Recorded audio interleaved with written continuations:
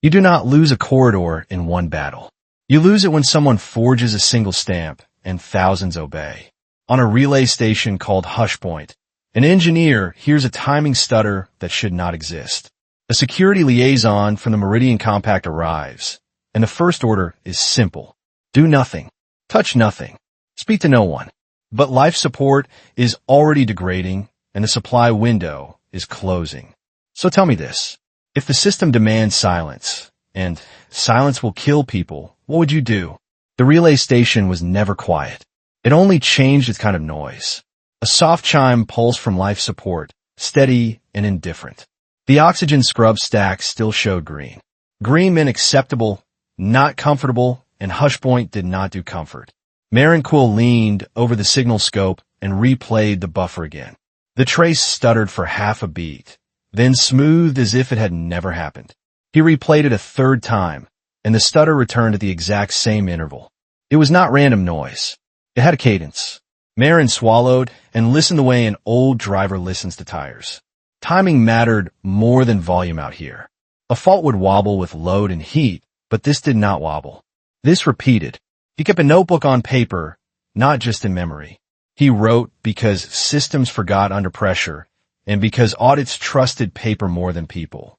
He also wrote because the next supply window was close enough to feel, and a suspended license could turn close into never. He wrote one line, then another. Filter efficiency drifting. Coolant flow low by a hair. One connector in Bay 2 that never seated clean. Then he wrote the one question he could not shake. Who was touching the corridor, and why did it look like it wanted Hushpoint blamed? A hard knock sounded on the outer hatch. Maren straightened. No one knocked on Hushpoint without warning, and most visitors arrived as schedules, not bodies. The hatch camera brightened. A tall figure stood in the airlock with her visor down. Her suit carried scuffs and repaired seams. A security crest sat over her left shoulder, and the crest was not human. It belonged to the Meridian compact. The intercom clicked. A calm voice said, Seryn Valt, security liaison. Open the inner seal, Engineer Quill. Maren keyed the lock with a thumbprint. The door cycled with a hiss, and cold air spilled in, sharp with metal and ozone. Seryn stepped inside with measured care. She scanned the console wall first, then the ceiling corners, then she looked at Maren as if he was another panel to be read. Routine inspection? Maren asked. Seryn removed her helmet. Her hair was cut close and practical. Her features were not human, but near enough to unsettle, like a familiar face remembered wrong. A faint ridge traced her cheekbone, like healed bone. Augmented security posture, she said. Continuity audit directorate flagged this station. I am here to observe. Maren kept his face neutral. Observe what? Your transmissions, she said. Your maintenance actions. Your compliance. The word compliance landed like grit. Maren had learned it meant survival, not virtue. He angled the scope toward her. It has a timing fault. Seryn studied the trace. Her pupils tightened. She saw it, and Maren could always tell when someone saw the same danger. That is not a fault, she said. Faults wobble. This repeats. Maren nodded once. Someone is tapping the line. Seryn turned slightly, as if the corridor itself might be listening. Do not guess, Engineer Quill. Under audit, guesses become confessions. Maren swallowed his reply. The station breathed around them through fans and pumps, and through the faint tick of a stressed bearing. All of it depended on access and parts, and audits love to remove both. In the corner of the scope, a packet icon flashed. It appeared for a blink, then vanished. No handshake. No header Maren recognized. Just a ghost touch. Maren froze. Seryn noticed at once. What was that? She asked. A drift lure packet, Maren said. It should not be here. Seryn leaned closer. Her visor reflected the empty line. She looked like someone measuring a distance she could not see. Lock your logs, she said. Right now? From this point, you touch nothing without me watching. Maren's jaw tightened. He reached for the manual lockout and engaged it. The action felt small, but it was a door closing behind him. Then watch well, he said, because something is already inside the corridor. 3 hours later, the station air tasted flatter. Maren told himself it was stress, then rejected the lie. Stress did not change chemistry.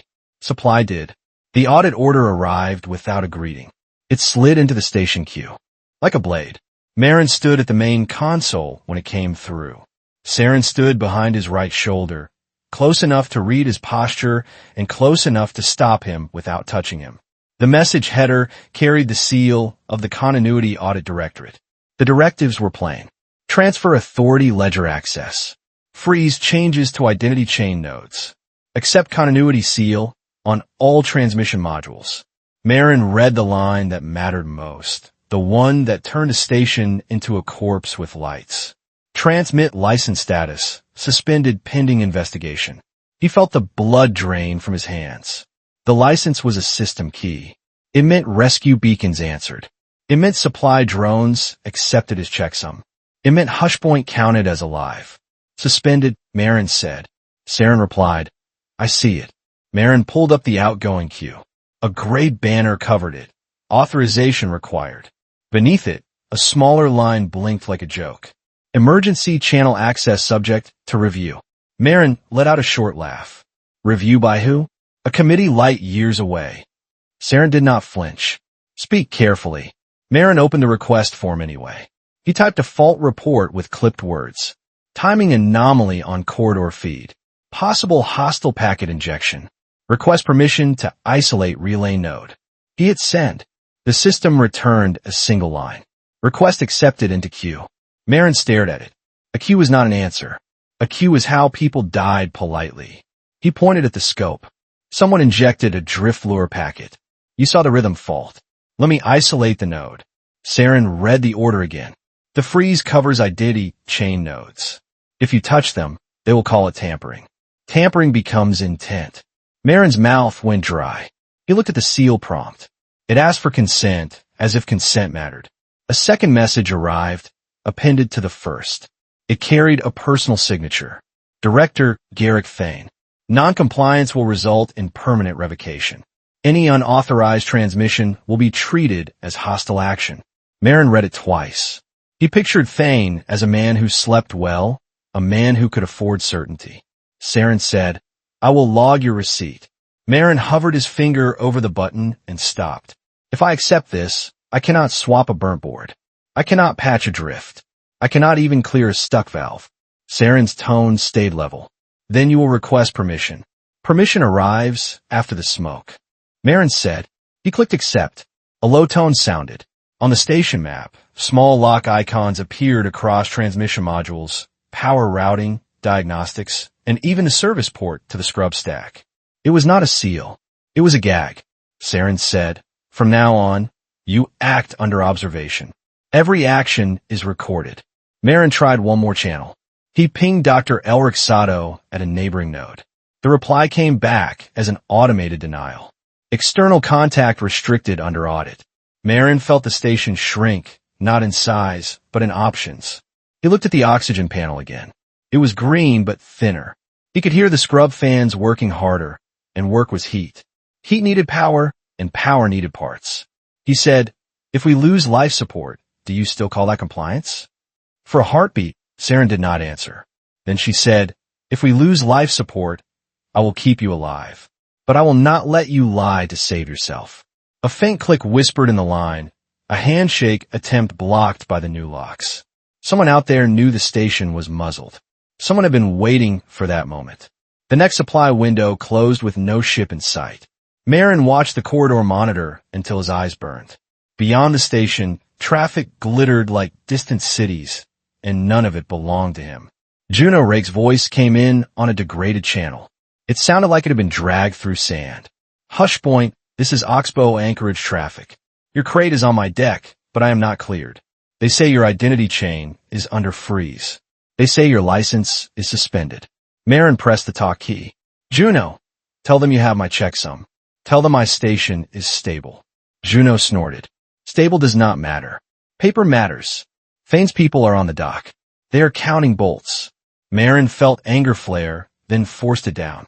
Anger made sloppy words, and sloppy words became evidence. He said, drop the crate outside the lane. I can pull it in with the tether. I will take the violation. They will revoke my flight code, Juno said. I'm not dying for your filters, Maren. I am sorry. Maren closed his eyes. He did not blame her. In this war, permission was fuel. Without it, even courage stalled. Juno added, quieter. If you clear your chain, call me. I will be waiting. The channel cut, not by Juno, but by the system. Maren walked to the storage locker and counted by feel. Filter cartridges, 2. Cooling packs, 1. A coil of tether line. Enough for small fixes, not enough for a week. Seryn watched him. Your pilot is wise, she said. She has her own survival math. Maren replied, so do I. He opened a panel near the backup relay loop. The auxiliary relay loop was old and half abandoned. It had been kept as redundancy, not comfort. Now, it was a body he might have to cut for parts. Seryn stepped closer. You will lower corridor redundancy. Maren nodded. It will keep us breathing. The directorate can write a report about redundancy. They cannot write oxygen into the air. Seryn held still. Behind her visor, Maren saw conflict. She had been trained to stop bad choices, and she was now watching a necessary one. Do it, she said, slowly, and narrate every step. Maren pulled a cooling pack free and carried it to the scrub stack housing. He worked with practice care and spoke each step for the recorder. When he sealed the latch, the panel tone eased. Green brightened by fraction. Relief came first, then fury. One small part had kept them safe. One small part had almost been denied by paperwork. Seryn stared at the panel. Her voice lowered. Your station is not a threat. It is a hostage. Maren met her visor. Then help me prove it. Seryn went to the scope and expanded the buffer. The rhythm fault pulsed again, faint but clean. Then a message appeared in a service channel. The text was flawless. It used directorate phrasing. It offered help and requested route confirmation. Every line was perfect. Maren read it once and felt cold. Too perfect was a mask. Seryn said, this is bait. Maren whispered, someone is writing in Thane's voice. Seryn's gloved hand hovered near the kill switch. She did not touch it yet. Outside, a dust drift glimmered along the ashline drift. Tiny impacts clicked against the hull, steady and small, a reminder that space never waited. If we answer, we become the story they want, she said. If we stay silent, we may die quietly. Maren stared at the message until it timed out. Then it vanished. Inside, the station's noises sounded closer. Fans, pumps, and the thin hiss of filtered air, as if Hushpoint itself was waiting for a choice. On the second day, Hushpoint felt smaller. Maren Quill woke to the taste of stale air. The oxygen scrub stacks still showed green, but the fan pitch had risen. He logged the change by hand, then stared at the locked maintenance screen. Seryn Valt stood by the console wall with her helmet clipped at her hip. She did not pace. She watched the system clock as if it could be intimidated.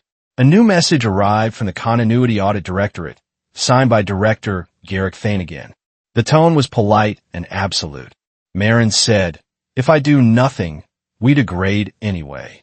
Seryn said, if you do something, they will call it sabotage. Maren said, they can call fire a paperwork event. It still burns. Seryn inhaled, slow and controlled. They will not see the burn from where they sit. A second attachment followed. Continuity seal deployment request expanded. The Directorate wanted physical seals on 3 modules, the corridor transceiver, the identity router, and the service port to the oxygen scrub stack. Maren felt heat behind his eyes and kept his voice even. They want to seal the scrub stack access. Seryn nodded once. They want to prevent you from changing what you can change. Maren said, or they want to prevent me from proving what was changed. The case had arrived with her. It was small and heavy with authority. It had a serial strip and a tiny beacon. Once a seal was placed, the Directorate would know. Maren imagined a clerk watching a dashboard. Green icons for compliance. Red icons for trouble. No faces, no lungs, no hunger for clean air. Maren opened the authority ledger. He could read, but not edit. He could not pull raw logs without elevated permission. The interface showed his actions with neat timestamps and neat labels. He scrolled to the window before the first rhythm fault. A line stood out, too neat to be real. An authorization grant, signed by a key that did not exist on Hushpoint. Maren tapped the screen. That key is not ours. Seryn leaned in. Her eyes tracked the header fields. Can you trace it? I can see the stain, Maren said. They will not let me lift the cloth. Seryn straightened. Her posture returned to official stillness. Then, your proof is a complaint, not evidence. Another message arrived, marked urgent. It demanded confirmation that the seals were placed within the hour. Failure would trigger a remote lockout of all remaining service functions. Maren looked at Seryn. The station's fans sounded louder, as if they had heard the threat. If we comply, the station drifts toward failure, Maren said. If we refuse, they cut our hands off, Seryn said. Maren swallowed. Anger would not help him here. Choose, security liaison. Seryn's jaw tightened. I did not come to choose for you. But she moved toward the seal kit anyway. They walked the module bay together. Maren kept his voice steady as he narrated each step for the recorder. He hated how careful he sounded, and he hated that he needed to sound careful. Seryn pressed the first continuity seal onto the corridor transceiver plate. The seal's indicator blinked once, then held solid. Maren said, one seal placed. Seryn placed the second on the identity router housing. The router had been warm yesterday. Now it felt cold, as if it had stopped trying. Maren said, 2 seals placed. The third seal sat over the service port to life support. Maren's fingers hovered before he let Seryn do it. Maren said, this is where we die slowly. Seryn said, this is where they think they win cleanly. She set the seal. The port icon on the console grayed out. Maren forced himself to breathe evenly. He could still hear the scrub fans. He could still taste the metal edge in the air. A soft alert chimed. His earlier petition returned without decision. It had been routed to review and held. Maren rubbed his forehead. They're not investigating. They are freezing, Seryn said, and someone else is working while we wait. Outside, the hull ticked from micro-impacts. Ashline drift dust, steady and uncaring. Space did not respect policy. Late that cycle, Maren found the one thing the Directorate had not sealed. The auxiliary relay loop was old and half forgotten. It had been installed back when Hushpoint still mattered. It ran on separate routing, meant for redundancy tests. It was also a loophole. Maren opened the access panel with a manual wrench. No electronic permission was needed for simple screws. The station had not been built for this kind of internal war. Seryn watched from the doorway. Tell me what you are planning. Maren held up a compact unit from his tool bag. Cold spark module. Seryn's eyes narrowed. That is for low power ignition. It can shape a carrier, barely enough to whisper, Maren said. Whispering is still transmitting, Seryn said. It will look like background noise. It will not use the sealed path, Maren said. Seryn stepped closer. Her voice stayed controlled, but the edge was there. And when they audit the noise? Maren pointed at the heat sink bank readout. If we keep it under threshold, the thermal curve stays flat. Seryn stared at the graph. If you miss, the heat climbs. If I miss, the bank trips, Maren said. The module could burn. The recorder will mark it as willful interference. He did not say the other cost. A fire in the wrong bay could cut life support. Seryn folded her arms. So your plan is to risk the station to save the station? Maren met her gaze. My plan is to stop waiting for permission to breathe. Seryn looked away for a moment. When she spoke again, her tone had shifted. Set conditions. You transmit only at the lowest workable power. You narrate every action. You keep a manual log. If the system flags you, you do not run. Maren gave a tight smile. And if they come for me? Seryn answered without drama. They will come for us. Maren exhaled. The agreement was not romance. It was a contract written in risk. He mounted the cold spark module into the auxiliary relay loop cradle. He routed a thin cable to the scope feed. The loop hummed, then steadied. Seryn stood beside him now, not behind him. Her presence was a weight and a shield. Maren typed a message in plain words and careful timing. Hushpoint under audit. License suspended. Life support degrading. Suspected hostile packet injection. Request immediate human review at Oxbow Anchorage. Corridor feed shows structured timing anomalies. This is not random. Seryn did not blink. Will anyone believe you? Someone will notice the pattern if I give them one, Maren said. He pressed transmit. The loop emitted a faint click. The scope trace gained a thin ripple, almost invisible. A whisper laid over the corridor's rain. Heat rose in the bank by a sliver. Maren watched the curve as if it were a heartbeat. Seryn did not move. Her eyes stayed on the heat. Line. Short, then we stop and wait, Maren said. They held the whisper for a careful minute, then cut it. Silence returned, not comfort, just the absence of motion. A red notice flashed, delayed. Unauthorized emission detected. Under review. Maren's stomach tightened. They saw it, Maren said.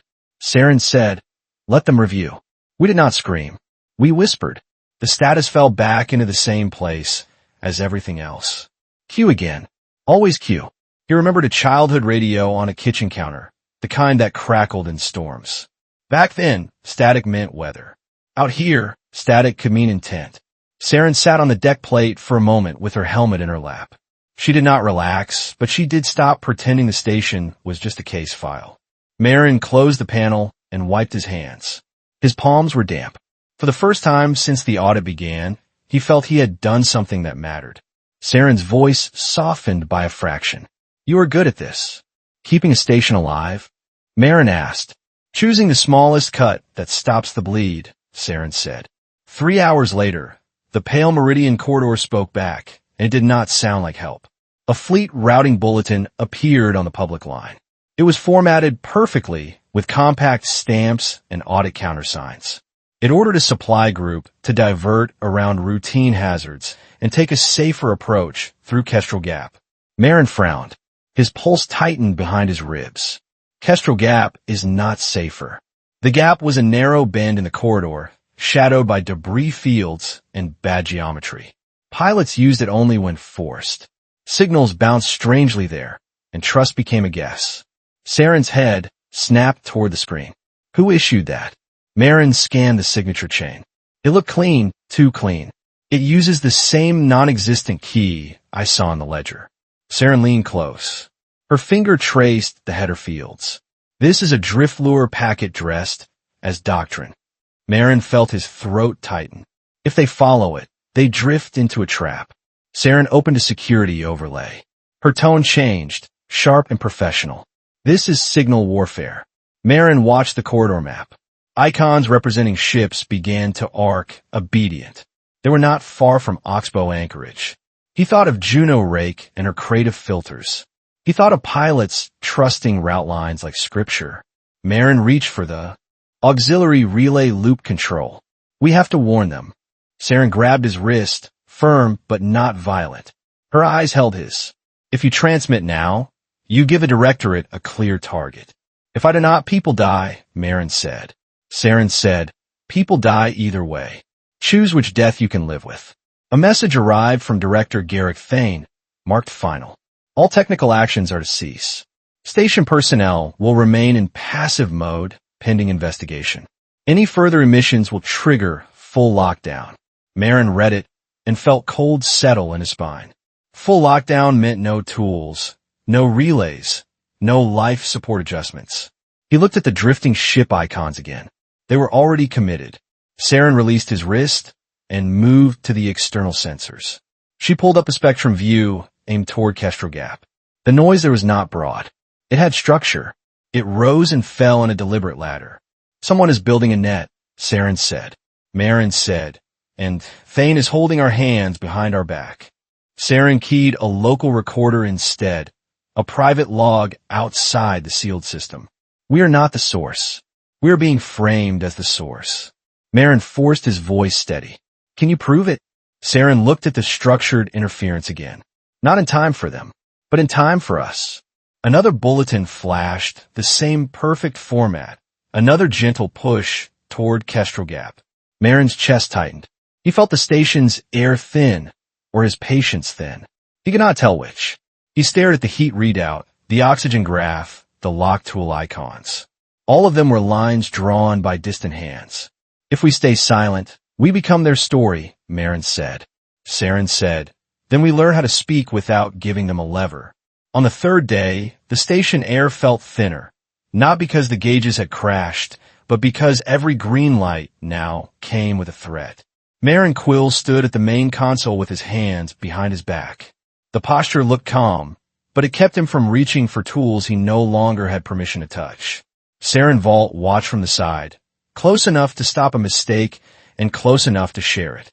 The corridor map glowed with traffic, and beyond it Kestrel Gap sat like a dark bend in a road everyone pretended was safe. The structured interference from that direction still pulsed on the spectrum view. It rose and fell like someone practicing. A bulletin from the Continuity Audit Directorate arrived with ceremonial neatness. It was labeled a preliminary finding, which meant the verdict had been drafted and the paperwork was catching up. Transmit license status moved from suspended to restricted under deep lock. Service permissions dropped again, and the station map filled with gray icons like bruises. Deep lock means no appeal that matters, Maren said.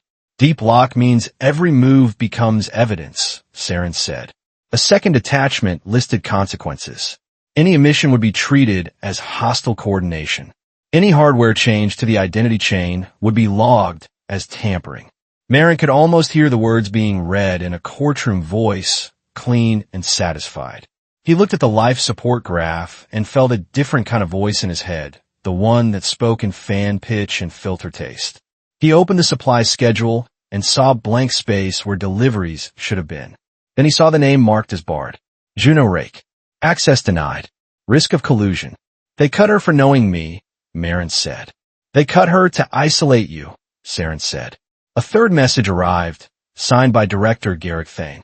It thanked the station for cooperation and ordered enhanced supervision. Seryn's authorization updated on screen. Oversight level increased. Maren's dropped to near zero.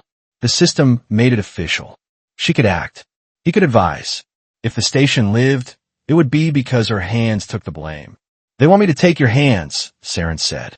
Then they picked the right leverage, Maren said. He walked to the sealed service port on the oxygen scrub stack and stared at the indicator. The fan pitch had climbed again, and he could taste the faint metal edge of tired filters. Seryn said, "You can still guide me." "Guidance does not turn a wrench," Maren said. "If I turn it, will you stop calling it surrender?" Seryn asked. Maren looked past her to the corridor map. Ship icons still drifted toward the Kestrel Gap route line that had appeared last cycle. Those icons were people in hard seats, trusting stamps and signatures they could not see. "If we wait, the station degrades," Maren said. "If we act, they write you as the villain and me as the accomplice," Seryn said. "They already did," Maren said. A chime sounded. Their petition to investigate the rhythm fault returned as denied due to audit conditions. The station felt sealed from the inside. Even the small comfort of calling another node had been removed. Seryn opened the private recorder she had started and set it to local storage outside the directorate feed. "Say it for this record," she said. "The corridor is being steered by a false key inside the authority ledger," Maren said. "And you cannot prove it under their rules," Seryn said. "Not fast enough," Maren said. Seryn locked the file. Her face stayed composed, but her eyes had changed. "Then we build proof that humans cannot ignore," Seryn said. Maren stared at the seal icons and swallowed his anger. "They think locking me stops the problem. It only stops the witness." The station did not allow miracles, only margins. Maren and Seryn worked in those margins. He could read summaries and watch heat curves. She could open deeper menus, but every click would be captured by the directorate recorder. They chose actions that looked harmless and spoke each step out loud. If the system wanted a story, they would give it one that could not be edited cleanly. Maren pointed to the heat sink bank graph. The line had tiny ripples repeating at intervals that did not match the station cycle. "You said the rhythm was polite," Seryn said. "Polite means it wants to be mistaken for a fault," Maren said. He overlaid coolant pump telemetry with corridor feed timing. Two lines that should have been unrelated drifted into alignment, then pulled apart, then aligned again. "A real fault follows load," Maren said. "This follows a schedule. The schedule belongs to someone," Seryn said. Maren scrolled the authority ledger summaries and found a 1-second authorization grant buried among routine pings. It applied to corridor routing and used the same phantom signature. It was too clean in another way. The insertion time landed exactly on a rounded second, every time.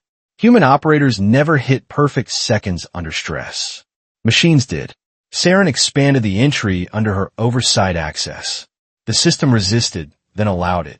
The grant showed a continuity stamp, the wartime shortcut meant to prevent fleets from stalling. The stamp looked valid, blessed by an upstream node. Someone used the rules to bless the lie, Maren said. If we show this, they will. Say the stamp is valid, Seryn said. Then we show the stamp cannot be real, Maren said. He pulled up a time compare view. The approval was stamped too fast for real propagation delays. It arrived like a thought, not a message. Then Maren found the second flaw. The stamp referenced a review office that had been reassigned 2 months ago, a bureaucratic shuffle no outsider would track. The name was correct, but the routing code was old. They copied the letterhead and forgot the forwarding address, Maren said. Seryn's mouth tightened. That is a human mistake. Or a machine trained on old paperwork, Maren said. Seryn kept her voice flat, but her hands moved faster now. Keep going. Maren went to the transceiver bay and placed his palm on housing. It was warmer than it should have been at idle. Heat always told the truth. He pulled up power draw records. The transceiver spiked in micro bursts aligned with the phantom grants. It was being asked to listen on side paths, then snap back before anyone noticed. The transceiver is being tasked like a courier, Maren said. Without the courier knowing, Seryn said. Without the courier being allowed to refuse, Maren said. Seryn opened the external spectrum, aimed toward Kestrel Gap. The interference there rose and fell in a deliberate ladder, and within the ladder Maren noticed small phase resets like a hand adjusting grip. This is not weather, Seryn said. It is a net, Maren said. A place where real signals become arguments. Seryn nodded. She pulled the convoy bulletin that ordered the diversion and compared its token chain with the phantom grants. The same continuity stamp path appeared in both. Different messages, same blessing. They're laundering commands through continuity, Seryn said. They're using fear of delay as a weapon, Maren said. Seryn saved the bundle in local storage, then mirrored a stripped copy into the official log, just enough to exist. She did not dump everything. She left a breadcrumb trail that would force any honest reviewer to ask why. If they erase us, this survives, Seryn said. Maren watched the corridor map again. The fleet icons were closer to Kestrel Gap. He imagined pilots seeing the diversion and obeying because disobedience had become its own crime. We can be right and still be too late, Maren said. Then we stopped trying to be. Like, Seryn said. She took off her glove and pressed her bare palm to the console sensor. I'm logging this under my authority. If they want a culprit, they can have my name. Maren felt a quiet, dangerous gratitude. You do not owe me that. I owe the corridor truth, Seryn said. The first impact did not come as an explosion. It came as a routine confirmation request. A convoy leader pinged Hushpoint, asking for route validation. The message carried a signature chain that looked correct. Seryn glanced at the license panel. Deep lock still held. Any official reply would be stamped, audited, and weaponized. If we answer, we bless their trap, Maren said. If we stay silent, they follow the bulletin, Seryn said. The convoy leader pinged again. A third ping followed, tagged with urgency. Pilots were already uneasy. Someone had seen the interference and wanted permission to ignore it. A new routing bulletin arrived, broader than before. It carried compact stamps and a directorate countersign. It ordered a full diversion through Kestrel Gap until further notice. Seryn's shoulders stiffened. This is the moment Thane seizes the corridor. And the moment the Vesper Signal Cell turns ships into debris, Maren said. A warning banner appeared. Hostile coordination suspected. Station under enhanced scrutiny. Director Thane followed with a short message. Station is the origin of anomalous routing. All personnel remain passive. Enforcement response en route. Maren felt his pulse hammer. He just wrote our guilt into the corridor. He wrote it where it is useful, Seryn said. Can he be that certain? Maren asked. Seryn watched the Kestrel Gap ladder. He does not need to be correct. He needs to be first. The station hull ticked as dust hit, steady and small. Inside, the oxygen scrub stack pitch rose another fraction. Even breathing felt like a countdown. Maren looked at the heat readout. The heat sink bank trembled as if the corridor had started leaning on their hardware. Their transceiver warmed again, not from their work, but from being pulled into someone else's work. "They're shaping the lie to look like us," Maren said. "Then we speak without giving them a clean lever," Seryn said. Maren went to the auxiliary relay loop and configured the cold spark module. He did not send a plea. He sent a correction that any pilot could sanity check. He warned that Kestrel Gap interference was structured and external. He referenced the known safe anchor line every hauler used. He added one more sentence, the one that mattered to tired people in cockpits. "Do not trust a stamp that arrives faster than light can travel." Seryn watched the heat line. "Hold it under threshold." Maren transmitted in thin pulses. The module clicked softly. The heat rose a fraction, then steadied. A response came back almost immediately from an address Maren had never seen. The preview displayed a single sentence. "Route confirmed. Maintain diversion. Hushpoint relay acknowledged." Maren felt his stomach drop. "They are speaking as us." "That is Ghostlink spoof," Seryn said. The spoof did not just mimic words. It mimicked timing. It arrived with the same fall speed and the same continuity stamp path. It was a counterfeit that knew which details humans trusted. On the corridor map, the convoy split. Some ships hesitated and slowed, holding to the safer line.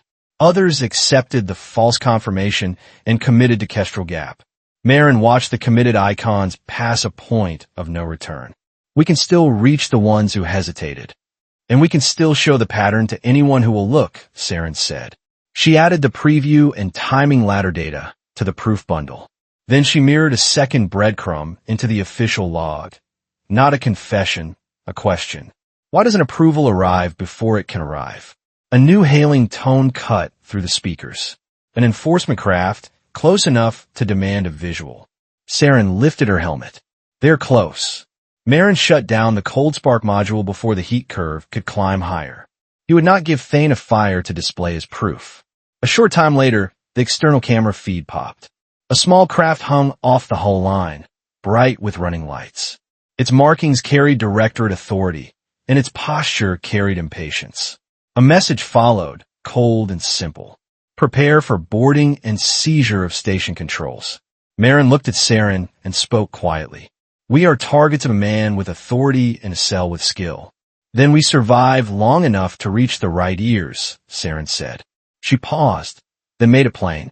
"We keep as many ships alive as we can, even if they call us traitors." Maren nodded once. It was not hope. It was a vow that had a cost. Outside the viewport, the corridor glowed with traffic and lies. Hushpoint still stood, but it had become a name people would spit. And in the distance, Kestrel Gap waited like a mouth that did not need teeth. On Hushpoint, the first sign of boarding was not boots. It was a change in pressure. Maren Quill felt it in his ears as the outer lock equalized. The station did not shudder. It simply tightened, as if it knew strangers were about to step inside. Seryn Valt stood at the access junction with her helmet on. She had sealed the narrow passages that led to the transceiver bay and the life support spine. Her barricades were plain, built from carts and magnetic braces. The enforcement craft hung close on the camera feed, lights steady, attitude thrusters whispering. A message arrived, short and absolute. "Boarding team will assume control. Remain compliant." Seryn keyed the local recorder. "They are coming through the service hatch. If they take the console, they take the narrative," Maren said. "Then we speak before they can mute us," Seryn said. Maren opened the station schematic and pointed at the one path not fully sealed. The auxiliary relay loop still routes. "For minutes, not hours," Seryn said. Maren pulled a compact timing shaper from a drawer, built from spare parts and careful patience. "Hush beacon." Seryn tilted her helmet. "What does it do?" Maren pulled up the spectrum view. The corridor noise floor rolled like distant surf. Under it, the structured interference from Kestrel Gap pulsed in clean steps. "We hide inside the floor," Maren said. "We warn without looking like a warning." "They will see heat," Seryn said. Maren nodded and brought up the heat sink bank graph. "Then we breathe in small bursts. If the curve climbs, we stop. The corridor background radiation had risen since the diversion began. It was not lethal, but it raised sensor noise and forced the beacon to work harder to be heard. Higher background means we cannot push power to compensate, Maren said. Then discipline is the only amplifier, Seryn said. A clang echoed through the hull as the docking collar seated. The station lights dimmed for a heartbeat as power rerouted. The oxygen scrub stack fan pitch rose again, thin and sharp. Life support is climbing, Seryn said. Because everything is tighter now, Maren said. Seryn shifted her stance, covering the corridor choke. Point. She opened a breech sensor panel and armed it to scream locally if a hatch popped where it should not. You keep your hands on the console, Seryn said. I keep them off you. And if they push through? Maren asked. Then I buy you seconds. If they cut the lights, I count steps in the dark, Seryn said. Minutes later, they sat on the deck by the console, not to rest, but to wait through the first contact. Maren opened a ration pack and split it. He handed half to Seryn. You need it more, Seryn said. I need you clear, Maren said. They ate in silence, listening to fans and distant metal clicks. In the quiet, Maren understood a hard truth. If they succeeded, no one would apologize for what had been done to them. If they failed, the system would say the outcome proved it was right. A thud came from the inner hatch. A human voice followed through the panel speaker. Security Liaison Valt, respond. Seryn stood and keyed the speaker. State your authority? Enforcement Lead Rusk. Continuity Audit Director Charter. Open the hatch. I will not open without a transfer order, Seryn said. A new message pinged in, carrying Thane's signature. Transfer order granted. Secure all personnel. Seize all local logs. Maren felt his throat go tight. Local logs meant proof. Proof meant leverage. Seryn looked at him once. Start it. Maren wired the hush beacon into the auxiliary relay loop and set it to ride the noise floor. He narrated every step for the recorder. Initializing low-power carrier shaping, Maren said. Heat rose by a hair, then steadied. Maren sent a whisper into the corridor, a warning that Kestrel Gap interference was external and structured, that continuity stamps arriving too fast were counterfeit, that pilots should verify against physical beacons and trusted anchor lines. The inner seal began to cycle. Seryn stepped into the junction where any boarder would have to come single file. Maren watched the heat curve and listened for boots. An hour later, the station felt like a courtroom with no judge. Enforcement Lead Rusk and 2 agents stood in the main bay. They wore directorate patches and carried tool cases, not rifles. Their confidence came from paperwork. Rusk said, Engineer Quill remained seated. Maren kept his hands in plain view. Read your order into the record. Rusk glanced at Seryn. Liaison Valt will assist. I will observe, Seryn said. Rusk removed a portable seal reader and held it to the console ports. The reader chirped, then began copying. Local logs will be copied and secured, Rusk said. Those logs include life support notes, Maren said. All notes are included, Rusk said. The beacon continued in thin pulses. The heat curve stayed flat, but the margin shrank as the enforcement tools drew power. On the corridor map, more ships committed to the diversion line toward Kestrel Gap. Fewer hesitated now. The counterfeit voice was winning. Maren needed the proof to reach someone who could read it without fear and without loyalty to Thane. He thought of Dr. Elric Sato, an engineer at a neighboring node who respected data more than titles. I request a monitored message to Dr. Elric Sato, Maren said. Russ did not look up. External contact is restricted. Then monitor it, Maren said. Seryn added, crisp. Containment, not escape. Rusk hesitated, then nodded once. One message. Short. Log. Maren kept his words plain and testable, but he also made them durable. He embedded a small timing sample in the message header, the kind an engineer would notice even if the body was censored later. Dr. Sato, this is Maren Quill at Hushpoint. Routing bulletins are being laundered through continuity stamps with impossible timing. Structured interference is active near Kestrel Gap. We have local telemetry and signature mismatch evidence. Request independent review. Trust the heat curve, not the stamp. The system confirmed the message entered relay, delayed by distance and policy. Seryn leaned close. We need a second path. Juno, Maren said. Juno is barred, Seryn said. Juno can still fly where audits avoid, Maren said. He pointed at the ashline drift, ugly and inconvenient, full of micro debris that made clean reports hard. It was also cover. A faint ping arrived on a civilian beacon. Juno Rake's voice, rough with static. I saw the diversion. I am not taking Kestrel Gap, Juno said. Do not come to the dock, Maren said. Can you reach the drift shadow? Juno paused. You want a blind drop? Filters and a data pod, Maren said. No lights. No approach burn that leaves a clean trail. Juno exhaled. That drift will chew my paint. Seryn leaned into the mic. Better paint than people. You are both asking me to be a criminal, Juno said. We are asking you to be an adult, Maren said. A beat of silence, then the static softened. Understood. I will throw it like a stone and keep moving, Juno said. The channel died. Russ kept copying logs. Seryn watched his hands. Maren watched the oxygen line and the corridor map, feeling the station turn into a witness stand. 2 hours later, a new directive arrived and the air felt colder. Director Garrick Thane issued a clean lock order. The words sounded like hygiene. Purge local caches. Normalize authority records. Replace station identity keys with audit control copies. Maren read it and felt his mouth go dry. Purge meant evidence would vanish. Normalize meant the lie would become baseline. Replace meant the station would not belong to itself. Rusk received the same notice and looked relieved. Good. We finished cleanly. Clean does not mean true, Seryn said. Rusk ignored her and inserted the seal reader into the identity router port. The router chirped, then went quiet. The station map flickered, then returned with fewer writes and more gray. If you replace keys, redundancy links will fail, Maren said. Acceptable collateral, Rusk said. Seryn stepped closer. Rusk, pause. I do not take orders from you, Rusk said. Then listen to physics, Seryn said. If alarms cascade, your charter will not matter. Rusk hesitated. His certainty was paperwork. Maren pulled up raw spectrum and timing again. The interference ladder near Kestrel Gap had widened, as if a net was being thrown over a larger patch of sky. The cadence looked trained, patient, designed to catch tired crews between checks. They are scaling up, Seryn said.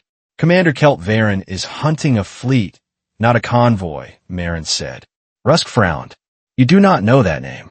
I know the method, Seryn said. A new corridor directive arrived, marked high priority, addressed to a Meridian compact task group. It ordered a course correction, justified by safety, stamped with continuity, countersigned by audit.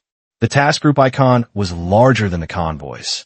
It was the kind of force that changed wars when it moved. Seryn stared at it. If they turn that group into Kestrel Gap, the corridor breaks. Maren felt cold settle in his stomach. The plan was not only to kill ships. It was to shatter trust, so every order became suspect and every delay became fatal. Rusk swallowed. 4. The first time, he looked like a man standing too close to a fire. My directive is to lock this station. Your directive is continuity, Seryn said. This destroys it. Maren glanced at the auxiliary relay loop. The hush beacon still ran, buried under noise. It had sent warnings. Now it needed to send a signature seed that Dr. Sato could match to the ledger flaws. He could not send much. Heat margins were thin and enforcement tools drew power. But he could send a pattern that would survive partial deletion, a small piece that proved the stamps arrived too fast to be real. Seryn leaned toward Maren, voice steady. Do it now. Maren nodded and shaped a final burst, short and dense. He narrated for the recorder.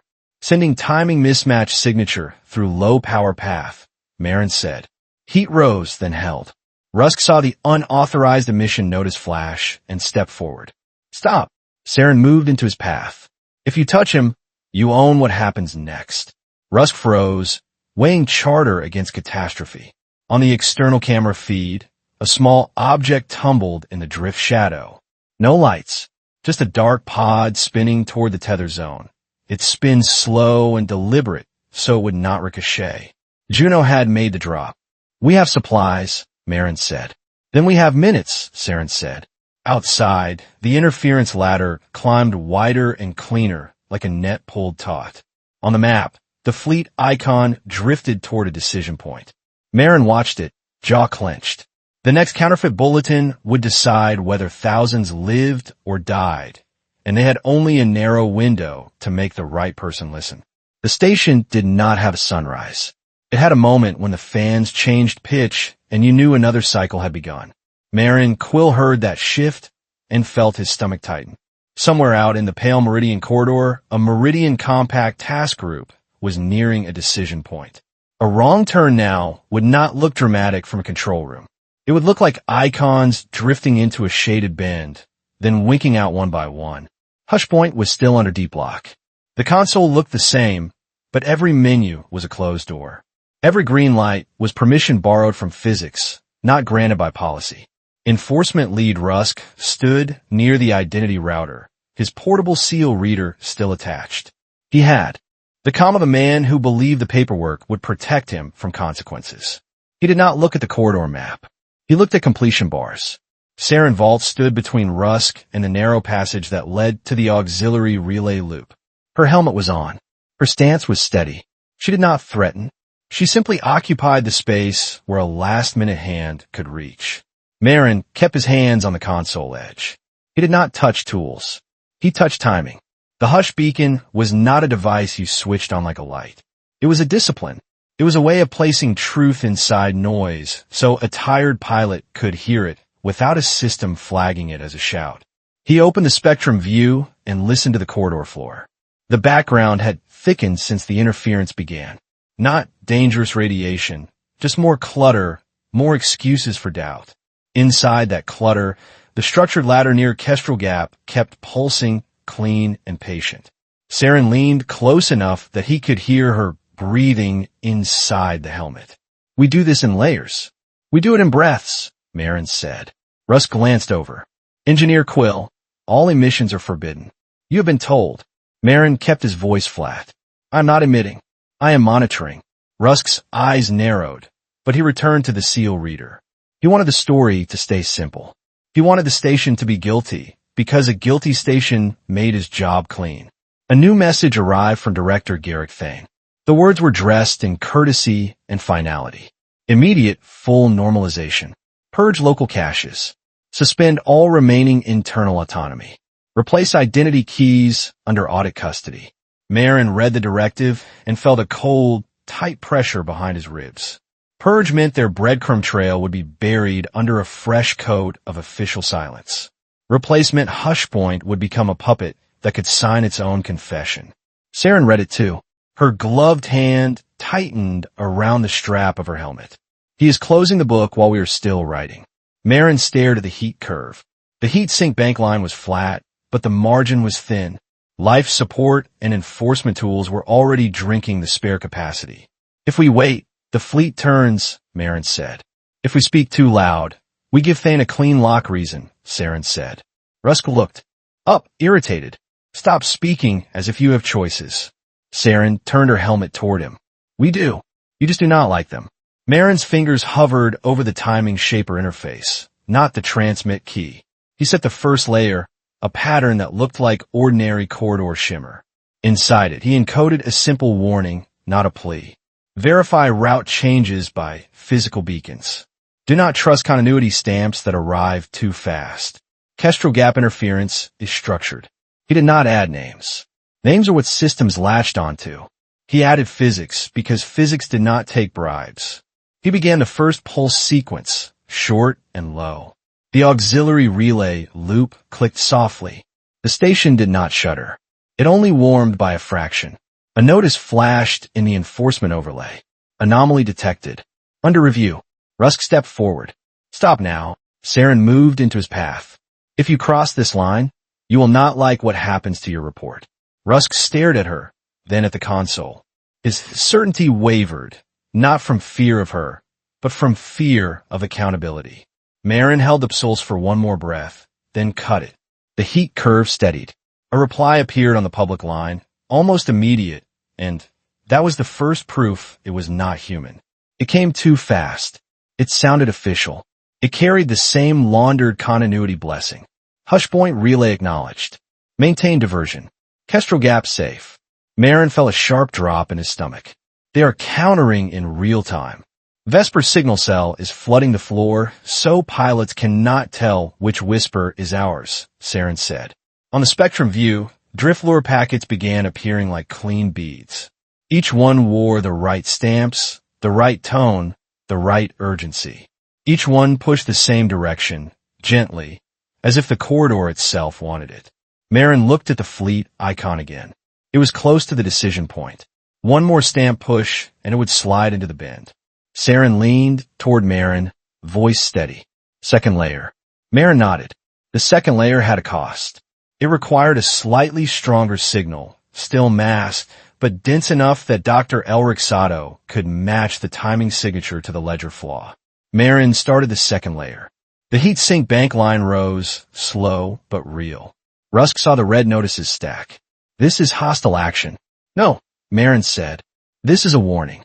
Warnings are not your job, Rusk said. Saving people is, Seryn said. The heat curve climbed another fraction. Maren cut the pulse before it could spike.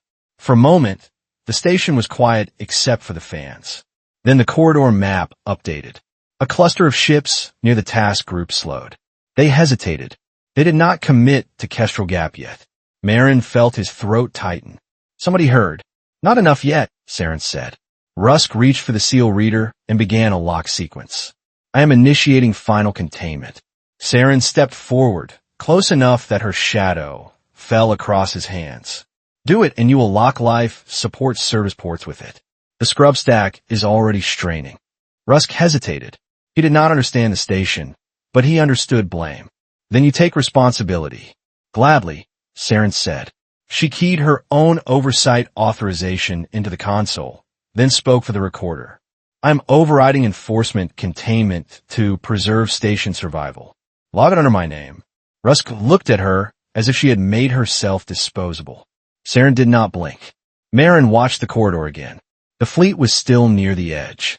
Time felt thick, as if every second had weight. The price arrived the way real prices arrive, through a small failure that becomes an emergency if ignored. A warning tone chimed from the heat sink bank. It was not loud. It was the calm voice of a system that had learned panic helps no one. Thermal margin reduced. Secondary path recommended. Maren did not need the text. He could hear it in the altered tremor of the mount. The enforcement tools and the beacon pulses had warmed the bank. The station could shed heat, but only so fast. If he pushed again, he might keep the fleet alive and turn Hushpoint into a dead node. Seryn read the heat curve and spoke softly. If it burns, we lose the station. If we stop, we lose the fleet, Maren said. Rusk listened with growing discomfort. Your station is not worth a fleet. Maren looked at him, then stopped treating it like a disposable witness. Rusk opened a message window to Director Thane, fingers quick. Seryn noticed and stepped in front of the console port, blocking the camera angle. No more clean narratives. You are obstructing an audit, Rusk said. You are enabling a trap, Seryn said. Maren's hand hovered over the timing shaper again. He had one more layer he could attempt, a final burst that could force pilots to see the counterfeit by making it fail a physical test. It would also push the heat sink bank past comfort. He thought of the ration half he had given Seryn. He thought of the quiet truth that nobody would apologize if they saved strangers. They would only be punished for the method. He swallowed and made the decision that would follow him for the rest of his life. I will transmit one final burst, Maren said. Seryn did not ask him to stop. She only tightened her stance. Then I take the paper. They will revoke you, Maren said. They already own my file, Seryn said. They do not own my choice. Maren began the final layer. He shaped it around a physical beacon challenge. He instructed pilots to cross-check route stamps against a known unsealed marker near Oxbow Anchorage, a marker Vesper could not mimic without being in that place. He did not say, trust me. He said, test it. The auxiliary relay loop clicked. The heat sink bank line rose faster now. The tremor deepened, like a muscle straining. A sharp smell hit Maren's nose, hot metal and insulating resin. You are cooking it, Seryn said. Just a little longer, Maren said. Rusk lunged forward, reaching for the seal reader to cut power. Seryn moved. She did not strike him. She hooked his wrist and pinned it to the console edge with controlled force. Back, Seryn said. Rusk gasped, more from surprise than pain. You cannot do this. Watch me, Seryn said. The heat sink bank alarm tone shifted higher. A panel in the bank housing blinked amber, then red. Maren cut the burst. Silence returned, but the smell did not fade. The bank had taken damage. Maybe not catastrophic, but real. He could feel it in the way the vibration no longer matched the old rhythm. A small module in the bank casing sparked, then went dark. The station lights flickered once. Maren felt something in his chest go hollow. We just shortened the station's life. We bought time for others, Seryn said. On the corridor map, the task group icon slowed. Then it shifted course not toward Kestrel Gap, but toward a safer anchor line. It was not a sharp turn. It was a cautious correction, the kind made by commanders who had learned that perfect stamps were often lies. Maren's throat tightened. They turned. Enough of them turned, Seryn said. Not all icons moved away. Some had already committed and would face whatever waited in the shaded bend. But the main body did not slide into the mouth. The trap did not get its feast. Rusk stared at the map, pale. This is not possible. It is, Maren said. You just did not want to see it. A new message arrived from Director Thane, furious beneath its formal words. Unauthorized emission confirmed. Engineer Quill to be permanently revoked. Liaison Valt to be held pending disciplinary review. Station to be seized under emergency charter. Maren read it and felt a bitter calm. There it is. Seryn nodded once. Winning does not come with thanks. Rusk looked between them, torn between obedience and dawning comprehension. If I report this truthfully, my career ends. If you report it falsely, people die later, Seryn said. Maren added, quiet. Choose what you can live with. Rusk did not answer. He only looked down at his hands, as if they belonged to someone else. Outside, the dust clicks continued. Inside, the station breathed in strained, steady pulls. The aftermath did not arrive as justice. It arrived as procedure. A Meridian compact inquiry notice appeared on the public line. Not because Thane wanted it, but because too many commanders had questioned the stamps. Dr. Elric Sato's reply arrived hours later, delayed by distance and policy, but it was real. Dr. Sato said, I saw the timing signature. It cannot be legitimate. I am forwarding this to compact oversight under my name. Hold if you can. Maren read the message twice. He did not feel relief so much as a thin thread of possibility. Seryn removed her helmet and sat on the deck, back against the console base. Her face looked tired in a way armor could not hide. They will investigate, but slowly, Seryn said. Slowly is still movement, Maren said. A second message arrived, stripped of emotion. Commander Kelt Varen's mark did not appear on it, but his style did. The structure interference at Kestrel Gap began to fade in controlled steps, like a net being reeled in without panic. Whoever had built it was leaving without leaving fingerprints. Maren watched the ladder dissolve and felt cold. Respect. He is gone. He left on purpose, Seryn said. So he can come back, Maren said. Seryn nodded. He will test us again. He will test the corridor again. He will pick a new witness to frame. Rusk received new orders and looked as if he had aged. He was instructed to escort both of them under custody, not as criminals in chains, but as assets under containment. That was how systems pretended they were fair. You will come with me, Rusk said. We will, Seryn said. But we take the data pod first. Rusk hesitated, then allowed it. He had seen enough to fear his own certainty. Maren retrieved Juno Rake's drift pod from the tether zone. Inside were filter cartridges and a rugged storage core, sealed with wax tape like an old letter. Juno had included a handwritten note on paper, the kind audits could not erase from memory. It said, I did not take Kestrel Gap. Some people followed me. Maren held the note for a long moment. He thought of strangers in cockpits who would never know his name and never need to. Seryn looked at the heat sink bank housing, scarred now. Hush Point will not run like before. No, Maren said. It will limp. Do you want to stay and rebuild it? Seryn asked. Maren stared at the station walls, patched and scuffed, full of small noises that had become familiar. He could almost hear his earlier life, the one where the biggest worry was a connector that never seated clean.